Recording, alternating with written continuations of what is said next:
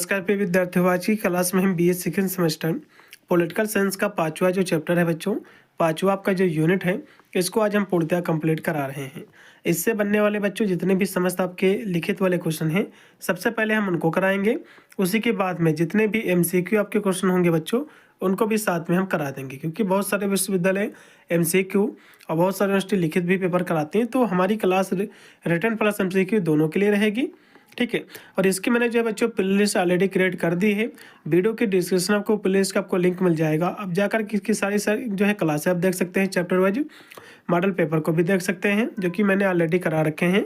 Model paper मैंने बच्चों लिखित वाले भी कराए हैं और एमसीक्यू वाले भी जो है मॉडल पेपर मैंने ऑलरेडी करा रखे हैं।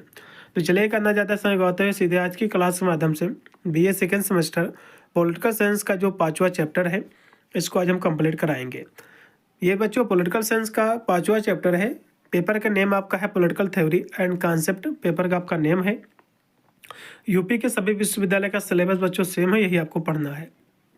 अब आपका पांचवा चैप्टर है क्या, सबसे पहले इसको देख लीजिए। पांचवा बच्चों जो चैप्टर आपका रहेगा, इसमें आपको पढ़ना है कि स्वतंत्रता, समानता, न्याय, शक्ति, प्रभाव, अधिकार, वैधता, दायित्व, अधिकार, कर्तव्य, इन सभी के बारे में आपको पढ़ना है। इसके साथ साथ बच्चों राजनीतिक संस्कृति क्या है, राजनीतिक भागीदारी क्या है, राजनीतिक जो है विकास क्या है, राजनीतिक जो है आधुनिकीकरण क्या है, तो इन सभी की हम परिभाषाएं बच्चों करा रहे हैं। और इससे बनने वाले समस्त जितने भी एमसीक्यू आपके क्वेश्चन होंगे बच्चों, उनको भी साथ में हम जो कराते चलेंगे, ठीक है। चलिएगा, तो सबसे पहले बच्चों स्वतंत्रता, समानता, न्याय, अधिकार और कर्तव्य, जो कि एक न्यायपूर्ण लोकतांत्रिक समाज के आधारभूत क्या है, वैल्यूज हैं, मूल्य हैं। और स्वतंत्रता क्या होती है बच्चों, स्वतंत्रता जो है इच्छा अनुसार जीने की क्षमता होती है। जबकि समानता क्या होती है बच्चों, समानता होता है कि भेदभाव रहित, मतलब जो है जिसमें भेदभाव ना किया जाए, ठीक है, और सभी को समान अवसर उपलब्ध हो, सुनिश्चित हो, उसी को हम कहते हैं समानता। ये अधिकार जो अनुच्छेद 12 से लेकर के 35 नागरिकों की सुरक्षाएं करते हैं। और न्याय जैसे कि कानूनी न्याय, सामाजिक न्याय, निष्पक्षता बनाए रखता है। और कर्तव्य जैसे कि मौलिक कर्तव्य, इन अधिकारों का सम्मान करने की जिम्मेदारी भी जो होती है। अब यहाँ से बच्चों इन सभी की परिभाषा को हम यहाँ से अलग अलग करके हम समझेंगे, आपके एग्जाम में क्वेश्चन बनेगा। तो बच्चों सबसे पहले स्वतंत्रता क्या है, इसको समझ लीजिए।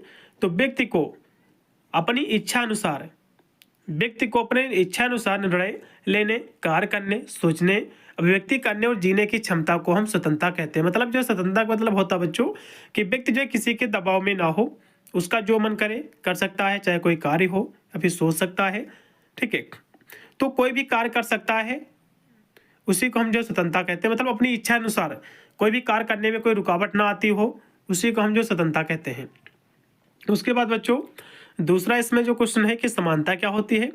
तो बिना किसी भेदभाव के सभी को कानून के समक्ष जो है समान अधिकार और अवसर मिले। जैसे कि भारतीय जो हमारा संविधान का जो अनुच्छेद है 14 से लेकर 18 तक जो है इसमें उल्लेख इसका किया गया है। फिर है कि न्याय क्या है बच्चों, जो कि जस्टिस क्या है। तो समाज में निष्पक्षता, सामाजिक जो है समृद्धता और कानूनी अधिकारों की जो है रक्षा करता है। उसके बाद है अधिकार।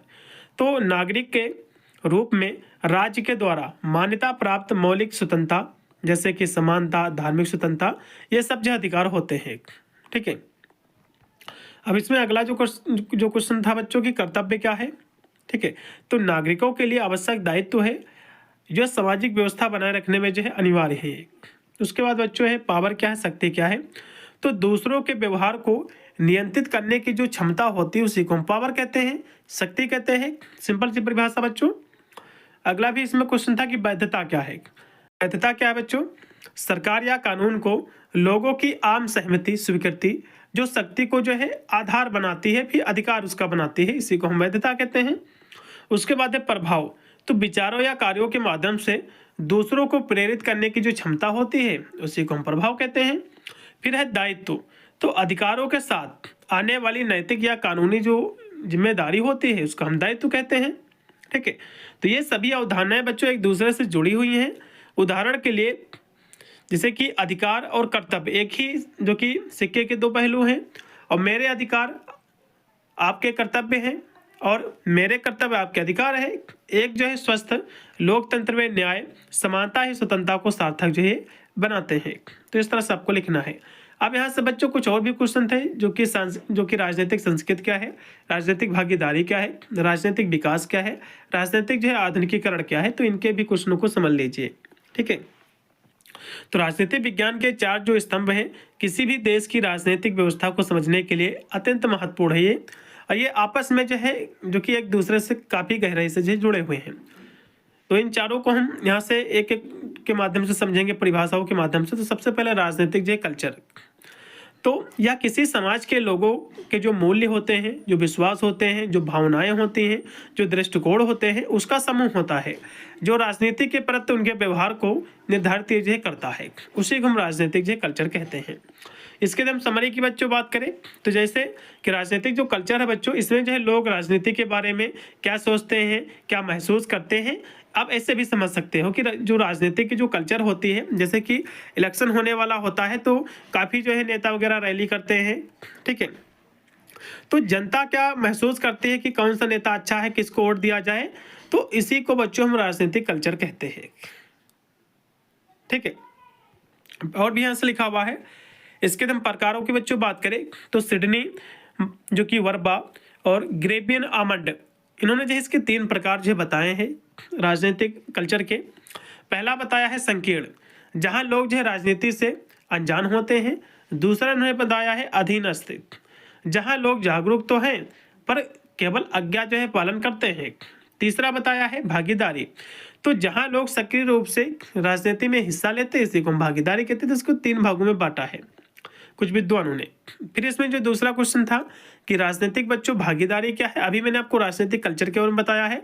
अब राजनीतिक भागीदारी क्या है, तो वह प्रक्रिया है जिसके माध्यम से नागरिक अपनी सरकार और नीति निर्धारक को प्रभावित करने की जो कोशिश करते हैं, उसी को हम राजनीतिक भागीदारी कहते हैं। मतलब जब ऐसे कह सकते हो कि इसमें नागरिक जो है अपनी सरकार या फिर नीति निर्धारित को प्रभावित करने के लिए जो कोशिश करते हैं। ठीक है, जो नागरिक होते हैं, तो नागरिक क्या कहते हैं, जैसे कि अपनी समस्याएं रखते हैं इलेक्शन के टाइम की, ये जो है मुद्दे पूरे होने चाहिए। कोई भी आता है जो वोट मांगे, तो कहीं ना कहीं देखा जाए तो जो जनता होते हैं, जो नागरिक होते हैं, अपनी सरकार और नीति निर्धारित को प्रभावित करने की कोशिश से लोग जो करते हैं। अब उदाहरण के जैसे कि मतदान करना, चुनाव लड़ना, रैलियों में जाना, ठीक है, सोशल मीडिया पर राजनीतिक विचार व्यक्त करना या जो उसका विरोध प्रदर्शन करना। आपने देखा होगा कि कौन से नेता अच्छे हैं, उनके लिए जो है अच्छी रील बनाते हैं। कुछ लोग रैली में भी जाते हैं जो कि जिस पार्टी से जुड़ा होता है, फिर ऐसे भी कह सकते हैं जो जिसको नेता अच्छा लगता है। ठीक है, उसके बाद बच्चों इसके जब महत्व की बात करें तो यह लोकतंत्र की जान है और उच्च जो है राजनीतिक भागीदारी एक स्वस्थ लोकतंत्र का जो है संकेत है। और यदि हम बात करें राजनीतिक विकास की, तो इसका अर्थ होता है बच्चों की राजनीतिक संस्थाओं, जैसे कि इसमें संसद होती है, चुनाव आयोग होता है, न्यायपालिका होती है, तो इसकी कार्य क्षमता जटिलता में जो है वृद्धि होना, इसी को हम राजनीतिक विकास कहते हैं। अब यहाँ से लुसियन पाई के अनुसार इसके 3 लक्षण जो इन्होंने बताए हैं। पहला बताया है समानता, तो सभी नागरिकों को जो है समान अधिकार मिलना चाहिए। दूसरा बताया है क्षमता, तो सरकार की जनता की समस्याओं को सुलझाने की शक्ति होनी चाहिए, क्षमता होनी चाहिए। फिर है विभेदीकरण, तो अलग अलग कार्यों के लिए अलग अलग विशिष्ट जो है संस्थाओं का भी होना जो है चाहिए। इस तरह से आपको लिखना। अब यहाँ से बच्चों राजनीतिक आधुनिकीकरण क्या है, इसको भी समझ लीजिए थोड़ा सा। तो यह एक ऐसी प्रक्रिया है बच्चों जिसमें परस्पर राजनीतिक व्यवस्थाएं आधुनिक लोकतांत्रिक मूल्य को अपनाती हैं, इसी को हम राजनीतिक जो आधुनिकीकरण कहते हैं। मतलब जो है अब ऐसे कह सकते हो कि जिसमें जो पारंपरिक जो राजनीति व्यवस्था है बच्चों, जब आधुनिक लोकतंत्र उस मूल्यों को अपनाता है, उसी को हम राजनीतिक आधुनिकीकरण कहते हैं। इसके हम विशेषताओं की बात करें बच्चों, तो सत्ता का केंद्रीकरण, जैसे कि राजा से हटकर के जनता संविधान के पास जाना, और धर्मनिरपेक्षता और तर्कसंगत कानून व्यवस्था जो है बनाना। और भी यहाँ से लिखा हुआ है कि विकास बनाम जो है आधुनिकीकरण, तो आधुनिकीकरण बच्चों जो है अक्सर समाज में जो है बदलते ढांचे, जिससे कि शहरीकरण, साक्षरता, इसमें जो है आता है। जबकि विकास जो होता बच्चों प्रशासनिक मजबूती पर जो है जोर देता है। ठीक है, यदि हम इन सभी के बीच में हम संबंध की बात करें, एक नज़र से हम देखें, तो जो कल्चर होती है बच्चों, ये लोगों की मानसिकता जो है सोच होती है।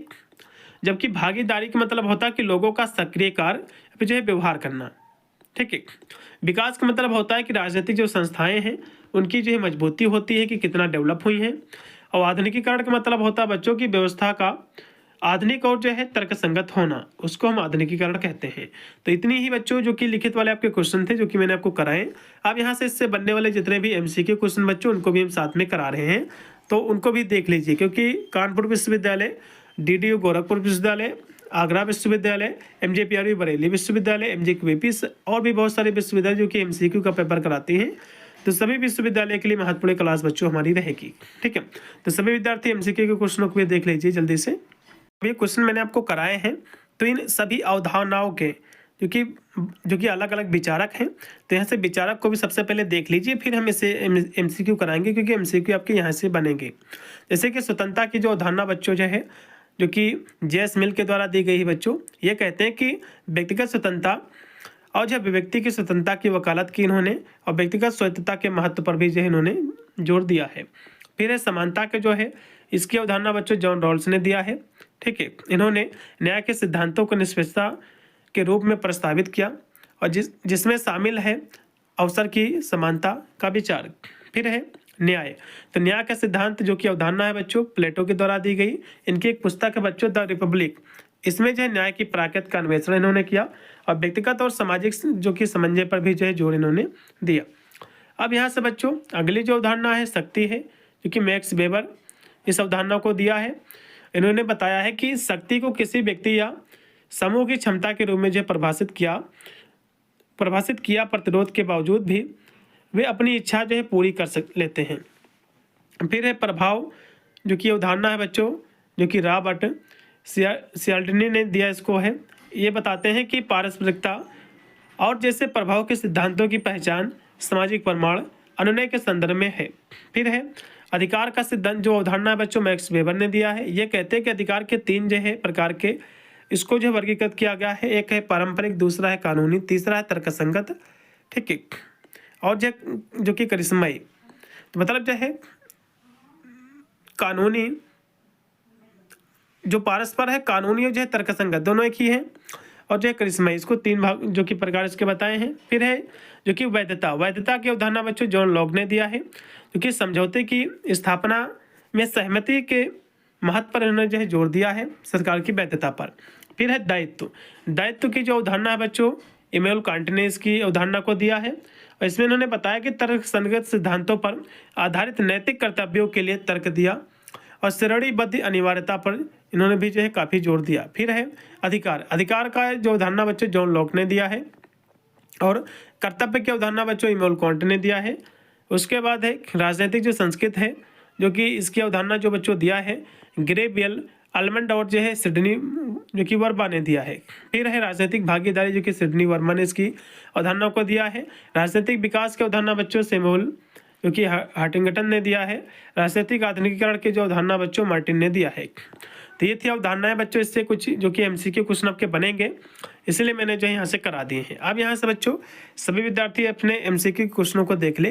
पहला क्वेश्चन देखिएगा कि नकारात्मक जो स्वतंत्रता की अवधारणा से सबसे अधिक जो है कौन जुड़ा हुआ है बच्चों, आपको बताना है। तो क्योंकि ईसाया बर्लिन जुड़ा है, इसमें का बी ऑप्शन। फिर आपका 2 नंबर क्वेश्चन है कि स्वतंत्रता की घोषणा में किसने जो है यह तर्क दिया है कि सभी जो है मनुष्य समान रूप से बनाए गए हैं, किसने जोर दिया है बच्चों, तो थॉमस जो है जेफरसन ने दिया है, इसमें का पहला।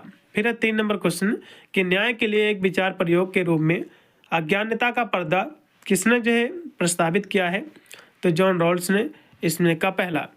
फिर 4 नंबर आपका क्वेश्चन है कि किसने जो है शक्ति को किसी व्यक्ति या समूह के अपने लक्ष्यों या उद्देश्यों को प्राप्त करने की क्षमता के रूप में जो परिभाषित किया है, और जब दूसरे उन्हें जो है उन लक्ष्यों को प्राप्त करने के रोकने की जो है कोशिश कर रहे हों, तो रॉबर्ट जो है डाहल ने इसको जो है परिभाषित किया है बच्चों, इसमें का पहला। फिर है 5 नंबर क्वेश्चन है कि स्वतंत्रता और समानता के बीच संतुलन निम्नलिखित जो है विषयों में से केंद्रीय विषय क्या है बच्चों, तो राजनीतिक जो है सिद्धांत है, इसमें का तीसरा है। फिर है कि पारंपरिक करिश्माई कानूनी तर्कसंगत सत्ता के बीच अंतर किसने बच्चों किया है, तो मैक्स वेबर ने, इसमें का पहला। ये क्वेश्चन बच्चों हर साल फंसता है। फिर है कि किसने जो यह तर्क दिया है कि वैधता समान इच्छा पर आधारित है, तो रूसो जी का एक कथन है बच्चों समान इच्छा का लेकर। फिर है कि सामाजिक अनुबंध सिद्धांत के लिए कौन प्रसिद्ध है, जो राजनीतिक दायित्व का आधार है। तो इसमें थॉमस हॉब्स भी ये हैं, जॉन लॉक, रूसो जी सभी है। इसमें का डी। फिर है कि जीवन, स्वतंत्रता, संपत्ति सहित प्राकृतिक अधिकारों के लिए किसने जो है तर्क दिया है, तो जॉन लॉक ने दिया है। इसमें का पहला। फिर आपका 10 नंबर क्वेश्चन है कि नैतिक जो है कर्तव्यों को रेखांकित करने वाले श्रेणीबद्ध अनिवार्यता पर किसने जो है बच्चों जोर दिया है, इमैनुअल कांट ने। इसमें का पहला। फिर आपका 11 नंबर आपका क्वेश्चन कि किसने तर्क दिया कि प्रोटेस्टेंट नैतिकता ने पूंजीवाद के विकास में योगदान दिया है और जिससे जो निम्नलिखित जो बातों पर प्रभाव जो पड़ा है, तो मैक्स वेबर ने जो कि तर्क दिया है।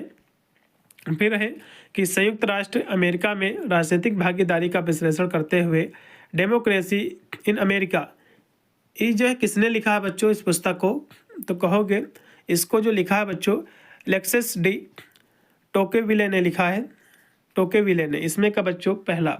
फिर देखिएगा कि आर्थिक विकास को आधुनिकीकरण के सिद्धांत से जोड़ने वाले सिद्धांत से कौन जुड़े हैं, तो इससे जो है से मोर मार्टिन जो कि लिपसेट। इसमें का पहला। फिर है कि किसने जो है सभ्यताओं के टकराव पर चर्चा की है, जो राजनीतिक आधुनिकीकरण को प्रभावित कर सकता है, तो सैमुअल जो है हंटिंगटन ने किया है। इसमें का पहला। फिर है किसने तर्क दिया कि स्वतंत्रता समानता जो है मौलिक रूप से असंगत है, तो फ्रेडरिक जो है हाइक ने। इसमें का सी। फिर है राजनीतिक जो है संस्कृति के संदर्भ में राजनीतिक क्षेत्र की अवधारणा किसने बच्चों प्रस्तुत किया है, तो ये जो है जुर्गेन हैबरमास ने किया। इसमें का पहला। फिर है 17 नंबर क्वेश्चन है कि राजनीतिक संस्कृति से संबंधित काल्पनिक जो है समुदायों की अवधारणा के लिए कौन जो है जाना जाता है, तो ये जो है बेनेडिक्ट एंडरसन जाने जाते हैं। इसमें का पहला। फिर आपका 18 नंबर क्वेश्चन है किसने जो इतिहास के अंत की परिकल्पना प्रस्तावित की, जिसमें राजनीतिक विकास के एक स्वरूप का सुझाव दिया गया था, तो फ्रांसीसी जो है जो कि फुकुयामा ने किया है। इसमें का पहला। फिर है कि राजनीतिक विकास में सामाजिक पूंजी के महत्व पर किसने बच्चों जोर दिया है, तो रॉबर्ट जो है पुटनाम ने। इसमें का पहला। फिर है 20 नंबर क्वेश्चन किसने जो है तानाशाही को रोकने और स्वतंत्रता सुनिश्चित करने के साधन के रूप में शक्तियों के पृथक्करण की वकालत की है, तो चार्ल्स डी मॉन्टेस्क्यू ने। इसमें का पहला। फिर देखिएगा 21 नंबर क्वेश्चन है कि नकारात्मक जो है स्वतंत्रता को सर्वोत्तम रूप से इस प्रकार परिभाषित किया जा सकता है, तो अपनी इच्छा से कार्य करने की क्षमता के रूप में। इसमें का बी। फिर है कि नकारात्मक जो स्वतंत्रता मुख्य रूप से निम्नलिखित में से जो है संबंधित है, तो दूसरों के हस्तक्षेप से मुक्ति से। इसमें का बी। फिर है औपचारिक जो है समानता से तात्पर्य है, तो कानून के तहत समान व्यवहार है। फिर है कि वास्तविक जो है समानता निम्नलिखित पर जो है जोर देती है, तो स्थिति की समानता पर। इसमें का बी। फिर है कि विवरणात्मक जो है न्याय निम्नलिखित में से जो है संबंधित है, तो सामाजिक संसाधनों का उचित वितरण से। इसमें का पहला। फिर है जॉन रॉल्स का न्याय का सिद्धांत निम्नलिखित पर जो है जोर देता है, तो अज्ञानता के पर्दा पर जोर देता है। इसमें का पहला। फिर 27 नंबर है कि मैक्स वेबर ने शक्ति को इस प्रकार जो परिभाषित किया है, तो अपनी इच्छा को लागू करने की क्षमता के रूप में। इसमें का बी है। फिर है सॉफ्ट पावर से क्या तात्पर्य है बच्चों, तो सांस्कृतिक और वैचारिक जो है आकर्षण। इसमें का सी। फिर है कि राजनीति में प्रभाव को सबसे अच्छे तरीके से इस प्रकार परिभाषित किया जा सकता है, तो लोगों को मनाने और उनकी जो राय को परिभाषित करने की क्षमता होती है बच्चों। इसमें का पहला। फिर है कि अंतर्राष्ट्रीय संबंधों के संदर्भ में प्रभाव अक्सर निम्न जो है माध्यमों से जो है डाला जाता है, तो राजनीतिक जो है वार्ता से।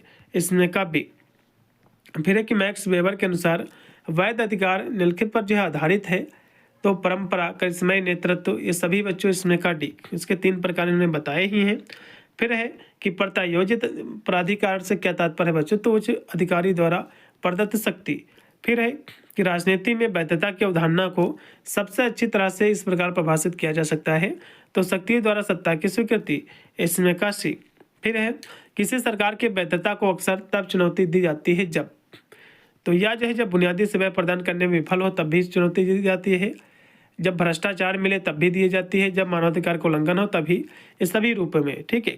फिर है राजनीतिक दायित्व से क्या तात्पर्य बच्चों, तो कानून का पालन करना और नागरिकों का जो है कर्तव्य है। इसमें का पहला।